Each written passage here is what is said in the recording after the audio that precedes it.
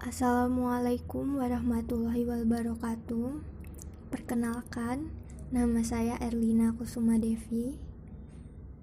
Saya akan menjelaskan materi tentang Konferensi Asia Afrika.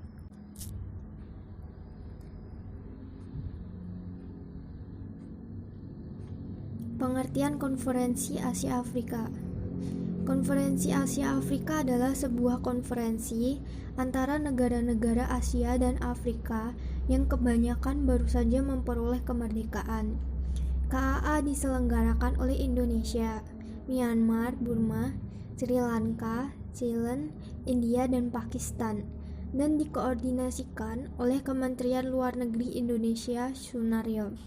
Pertemuan ini berlangsung antara 18 April sampai 24 April 1955 pada Gedung Merdeka, Bandung, Indonesia, dengan tujuan mempromosikan kerjasama ekonomi dan kebudayaan Asia Afrika dan melawan kolonialisme atau neokolonialisme Amerika Serikat, Uni Soviet, atau negara imperialis lainnya. Sebanyak 29 negara yang mewakili lebih dari setengah total penduduk dunia pada saat itu mengirimkan wakilnya. Konferensi ini mencerminkan apa yang mereka lihat sebagai kekuatan Barat keengganan untuk berkonsultasi dengan mereka tentang keputusan yang mempengaruhi Asia selama Perang Dingin. Kekhawatiran mereka tentang ketegangan antara Republik Rakyat Cina dan Amerika Serikat. Keinginan mereka untuk menyebarkan hubungan damai antara Cina dan Barat, penentangan mereka terhadap kolonialisme, khususnya pengaruh Perancis di Afrika Utara dan kekuasaan kolonial Perancis di Aljazair, Indonesia, dan keinginan untuk mempromosikan hak-hak mereka dalam konflik dengan Belanda di Irian Barat. 10 poin hasil dari pertemuan ini kemudian terkandung dalam apa yang disebut Dasar-Sila Bandung, yang berisi pernyataan dukungan untuk kerusuhan dan kerjasama dunia. Dasar-Sila Bandung ini memasukkan prinsip-prinsip dalam Piagam PBB dan prinsip-prinsip Nehru. Konferensi ini akhirnya menyebabkan pembentukan gerakan non-blok pada tahun 1961. Sejarah Konferensi Asia Afrika. Pada tanggal 23 Agustus 1953, Perdana Menteri Ali Sastro Amijojo Indonesia di DPR sementara mengusulkan perlunya kerjasama antara negara-negara di Asia dan Afrika di perdamaian dunia. Pada tanggal 25 April sampai 2 Mei 1954, pengadilan berlangsung Colombo di Sri Lanka. Hadir pada pertemuan para pemimpin India, Pakistan, Burma, sekarang Myanmar, dan Indonesia. Dalam konferensi ini, Indonesia mengusulkan perlunya setiap konferensi Asia Afrika. Pada tanggal 28 sampai 29 Desember 1954. Untuk menyelesaikan ide masalah percobaan Asia Afrika yang diselenggarakan Pengadilan Bogor, dalam uji coba ini dirumuskan secara lebih rinci tentang tujuan persidangan serta siapa yang akan diundang. Pada tanggal 18 sampai 24 April 1955, Konferensi Asia Afrika berlangsung di Gedung Merdeka, Bandung. Sidang ini diresmikan oleh Presiden Soekarno dan dipimpin oleh Perdana Menteri Ali Sastro Amijojo. Hasil uji coba ini dalam bentuk perjanjian yang dikenal sebagai Prinsip 10 Bandung.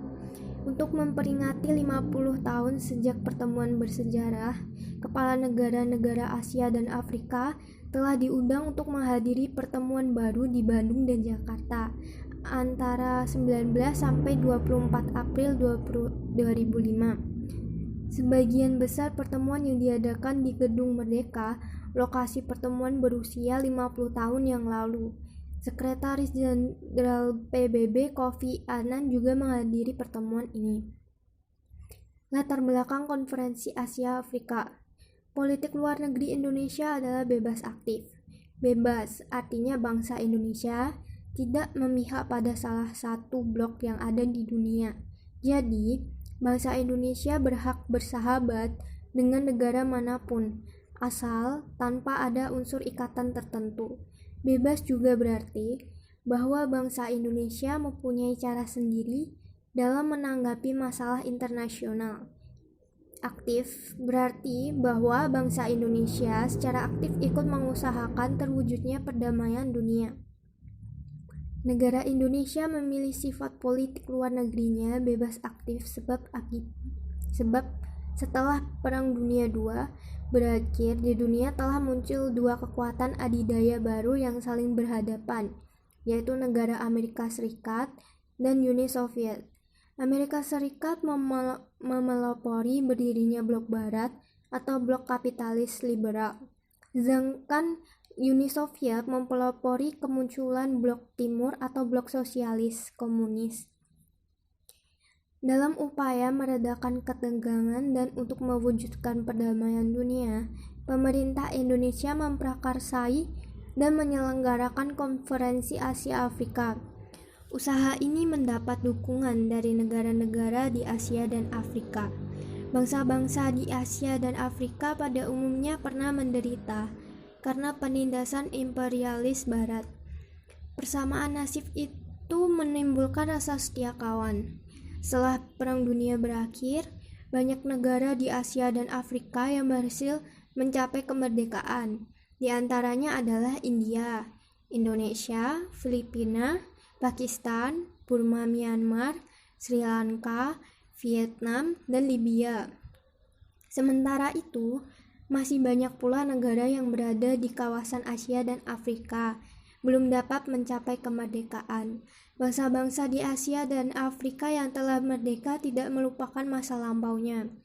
Mereka tetap merasa senasib dan sependeritaan, lebih-lebih apabila mengingat masih banyak negara di Asia dan Afrika yang belum merdeka. Rasa setia kawan itu dicetuskan dalam Konferensi Asia Afrika sebagai cetusan rasa setia kawan dan sebagai usaha untuk menjaga perdamaian dunia. Pelaksanaan Konferensi Asia Afrika mempunyai arti penting baik bagi bangsa-bangsa di Asia dan Afrika pada khususnya maupun dunia pada umumnya.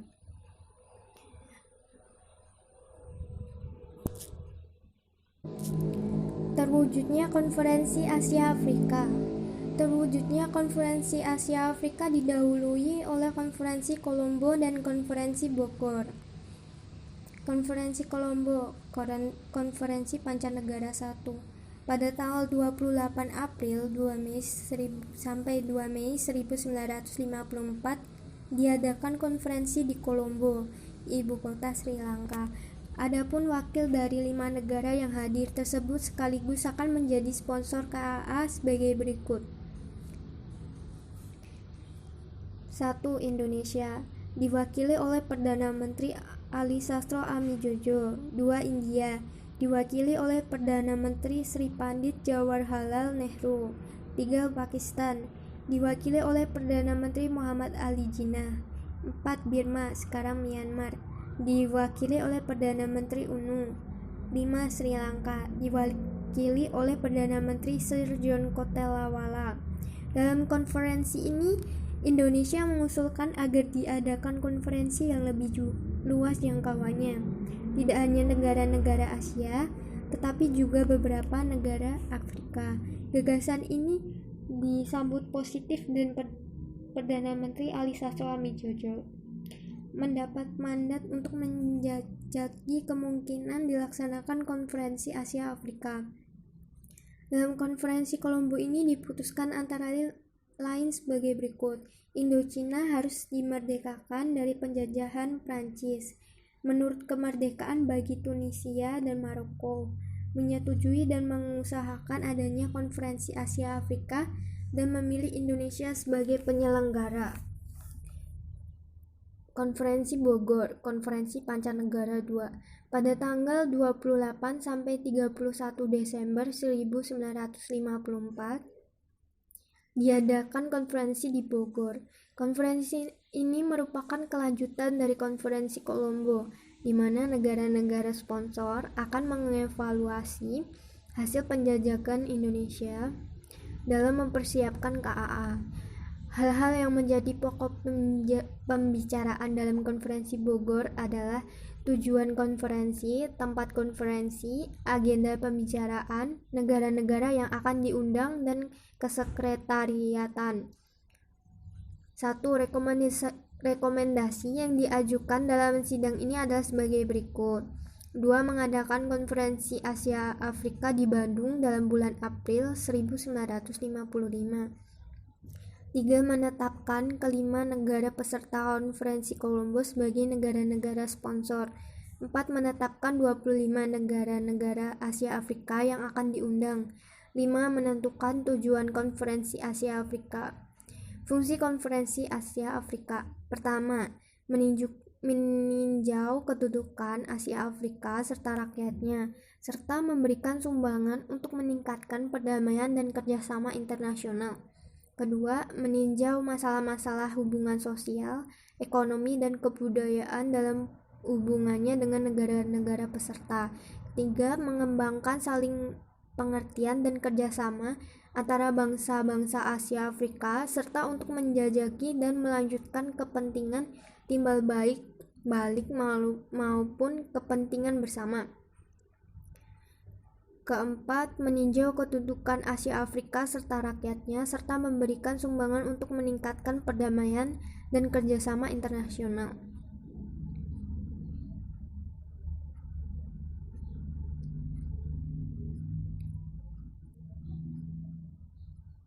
Tujuan konferensi Asia Afrika: memajukan kerjasama persahabatan, perhubungan antara bangsa-bangsa Asia dan Afrika untuk menyelenggarakan kepentingan bersama. Kedua, kerjasama dalam bidang sosial, ekonomi, kebudayaan di antara bangsa-bangsa Asia Afrika. Ketiga, memecahkan bersama soal-soal khusus dan penting bagi bangsa-bangsa Asia Afrika seperti menjalin kedaulatan, melenyapkan diskriminasi, ras, dan penjajahan. Keempat, memperbesar peranan Asia Afrika dalam dunia sekarang dan ikut serta mengusahakan perdamaian dunia. Bidang pelaksanaan kerjasama konferensi Asia Afrika. 1. Kerjasama ekonomi. 2. Kerjasama kebudayaan. 3.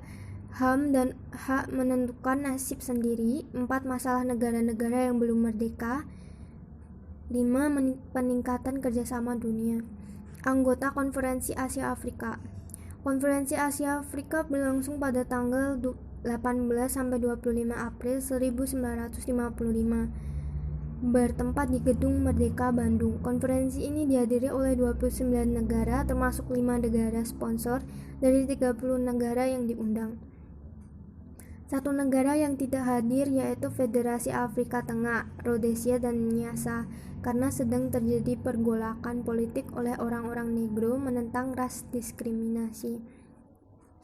Adapun negara-negara yang hadir dalam KAA adalah 1. Indonesia, 2. India, 3.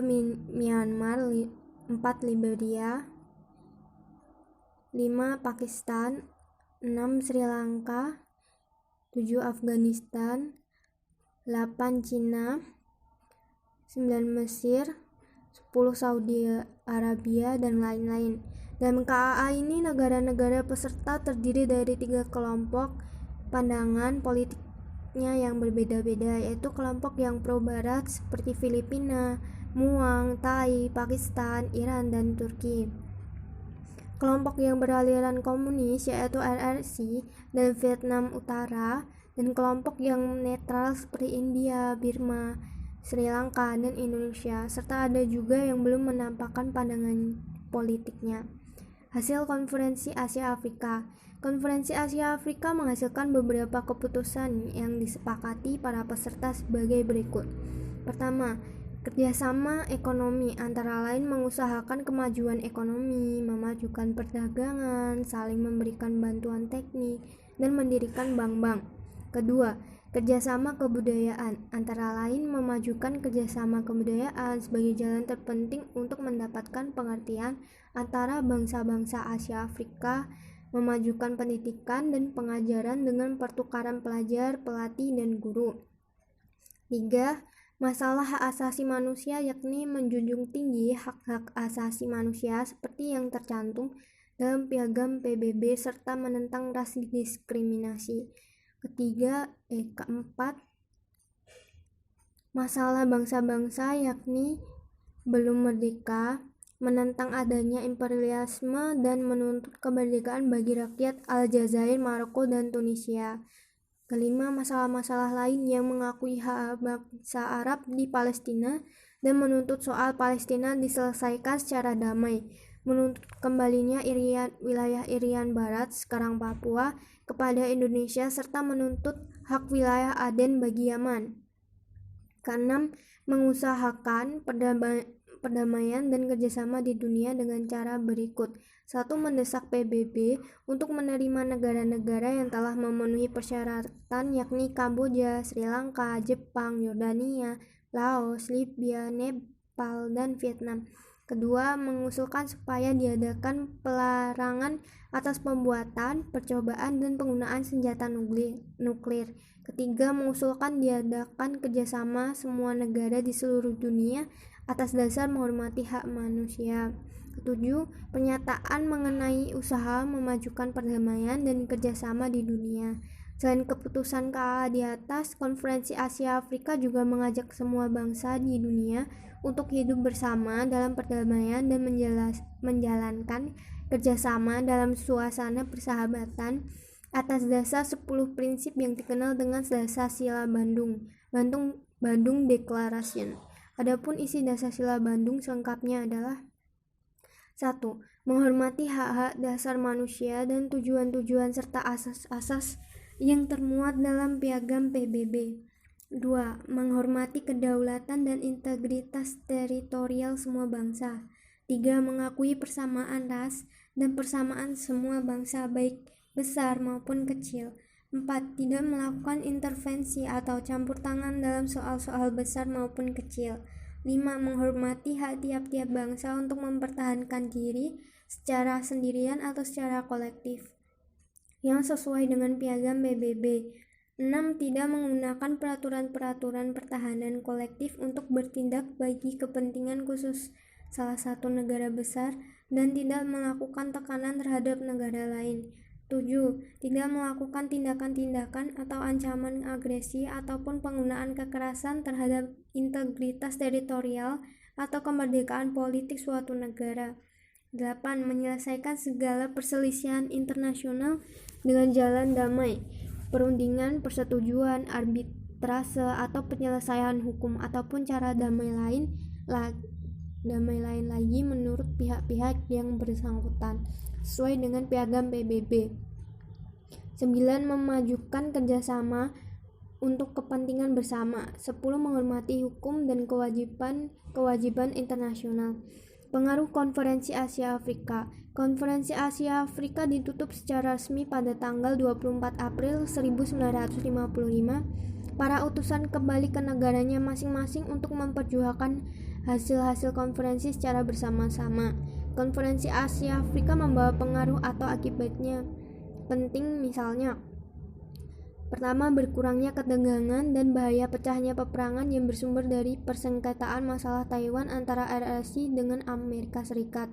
Kedua, perjuangan bangsa-bangsa Asia Afrika untuk mencapai kemerdekaan semakin meningkat.